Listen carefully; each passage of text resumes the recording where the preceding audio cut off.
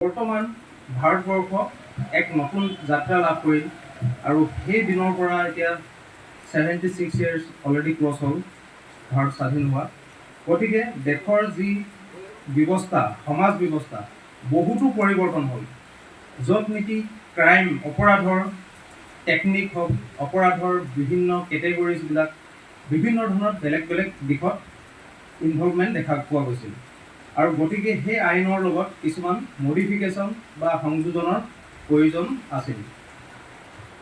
তাৰ ভিত্তিত এই নতুন আইনখন আজিৰ পৰা বলবৎ হৈছে দেশজুৰি। আৰু আজিৰ তাৰিখৰ পৰা যিকোনো তেনেকুৱা যদি অপৰাধ হয় আৰু সেই নতুন আইন মতে আমাৰ ইয়াত গোচৰ ৰুজু হ'ব আৰু নতুন আইনৰ মতে গোচৰ তদন্ত হ'ব আৰু কোৰ্টতো নতুন আইনৰ মতে গোচৰৰ নিষ্পত্তিকৰণ হ'ব। এতিয়া মই যি আপোনালোকৰ আগত গোটেইখিনি মই এটা PDF প্ৰিণ্ট কৰি লৈছিলোঁ। ইয়াতে মূল মই ছাবজেক্টকেইটা প্ৰথম পাঠদান কৰি দিছোঁ। বিষয়বস্তুত আছে প্ৰথম প্ৰস্তাৱনা, দ্বিতীয়তে আছে ভাৰতীয় চিন্তাধাৰাৰ ওপৰত ভিত্তি কৰি ন্যায় ব্যৱস্থা, তৃতীয়তে হ'ল নাগৰিক কেন্দ্ৰিক আইন, যিটোক আমি চিটিজেন চেণ্ট্ৰিক ল, এক দৃষ্টিত এক ফৌজদাৰী আইন।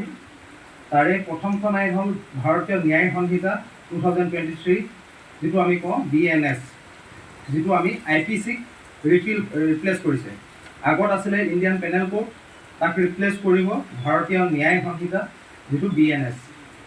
আৰু ঠিক তেনেকৈ CRPC যিটো আছিলে criminal procedure code of criminal procedure, তাক ৰিপ্লেচ কৰিব ভাৰতীয় নাগৰিক সুৰক্ষা সংহিতা BNSS।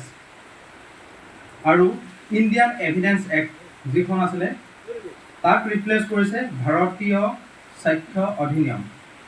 গতিকে এই তিনিখন আইন নতুনকৈ আজিৰ পৰা বলবৎ হৈছে।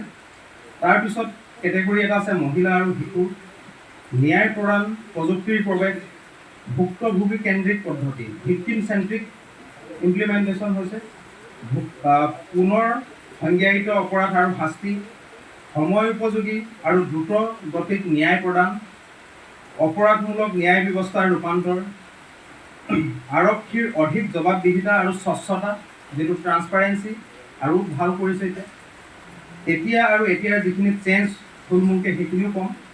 নতুন ফৌজদাৰী আইনৰ যিটো সংকলন হৈছে, যিটো BNSS, তাৰ থুলমূল আভাস দিম।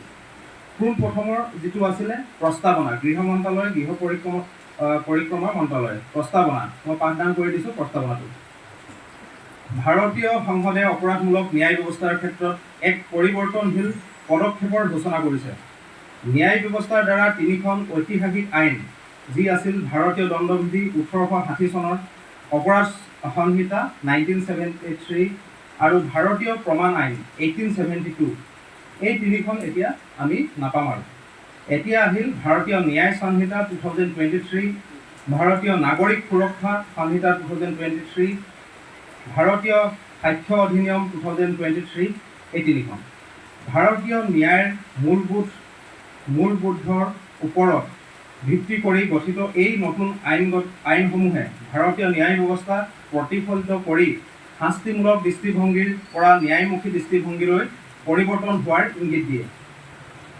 ঔপনিৱেশিক যুগৰ আইনসমূহ ভাৰতীয়ৰ সৈতে পৰামৰ্শৰ পৰা বঞ্চিত আৰু ব্ৰিটিছ কেন্দ্ৰিক পৰিভাষা আৰু কাঠামোৰ সৈতে নিহিত হৈ ব্ৰিটিছ স্বাৰ্থ ৰক্ষাৰ বাবে ৰচনা হৈছিল।